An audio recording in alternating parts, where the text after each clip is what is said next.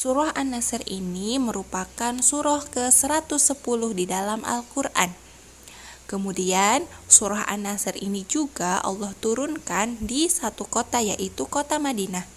Sehingga surah ini termasuk kepada golongan surah Madaniyah karena diturunkannya ketika Nabi Muhammad hijrah ke kota Madinah.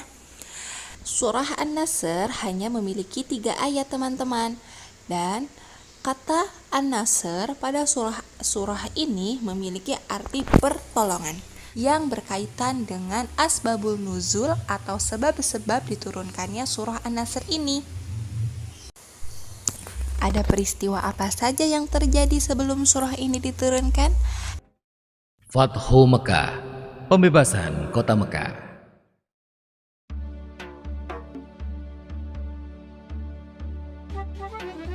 Awal bulan Zulkhodah, tahun ke-6 Hijriah, Nabi Muhammad bersama 1.400 sahabatnya bergerak menuju Mekah dalam rangka menjalankan ibadah umroh.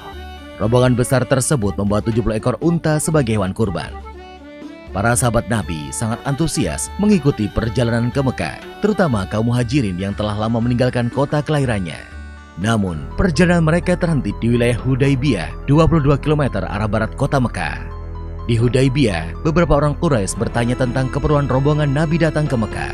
Utusan Nabi Muhammad menjelaskan bahwa kedatangan mereka bukan dalam rangka penyerbuan, tetapi untuk menjalankan ibadah umroh, menyembelih kurban, dan setelah itu kembali ke Madinah. Namun, orang-orang Quraisy tetap bersikeras menolak kedatangan Nabi Muhammad dan para sahabatnya. Melihat penolakan orang-orang Quraisy, Nabi Muhammad mengutus Utsman bin Affan menemui para pemimpin Mekah dan menjelaskan tujuan kedatangan mereka. Utsman bin Affan diperlakukan dengan baik oleh para pemimpin Mekah. Bahkan, para pemimpin Mekah mengizinkan Utsman untuk melakukan tawaf di Ka'bah. Tapi tanpa Nabi Muhammad dan para sahabatnya, Utsman menolak tawaran tersebut. Para pemimpin Mekah tetap menolak kedatangan Nabi Muhammad dan para sahabatnya. Oleh karena itu, dilakukan perundingan antara kaum muslim dan Quraisy Mekah. Nabi Muhammad memimpin langsung delegasi kaum muslim, sedangkan delegasi kaum Quraisy dipimpin oleh diplomat senior mereka, Suhail bin Amr. Setelah bertahun-tahun, jumlah pengikut Nabi Muhammad semakin besar. Kali ini, 10.000 pasukan muslim dengan persenjataan lengkap telah bersiap menuju Mekah. Parade panjang 10.000 pasukan muslim memulai perjalanannya ke Mekah.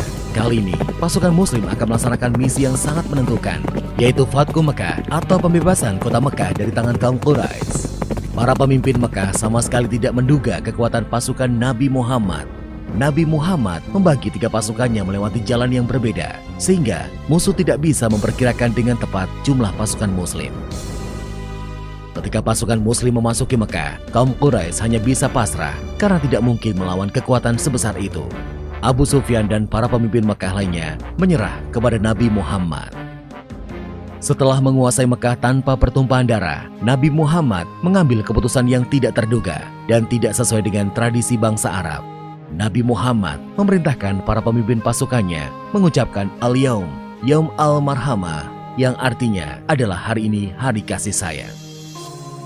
Nabi Muhammad mengampuni semua penduduk Mekah dan melarang pasukannya melakukan pertumpahan darah. Hari itu, 17 Ramadan tahun ke-8 Hijriah, Mekah berhasil dibebaskan dari kekuasaan kaum Quraisy Mekah. Saat itu juga, berhala-berhala yang berada di sekitar Ka'bah dihancurkan. Pembebasan kota Mekah menjadi tonggak sejarah, tidak hanya di Jazirah Arab, tetapi juga di seluruh dunia. Nabi Muhammad tampil sebagai pemimpin yang memberikan contoh bagaimana sebuah penaklukan pusat kekuasaan musuh tanpa pertumpahan darah, sekaligus tanpa pembalasan dendam. Dalam tradisi Arab, pihak yang kalah akan menunggu giliran untuk dieksekusi. Namun, Nabi Muhammad menghapus tradisi tersebut. Pihak yang kalah telah diampuni.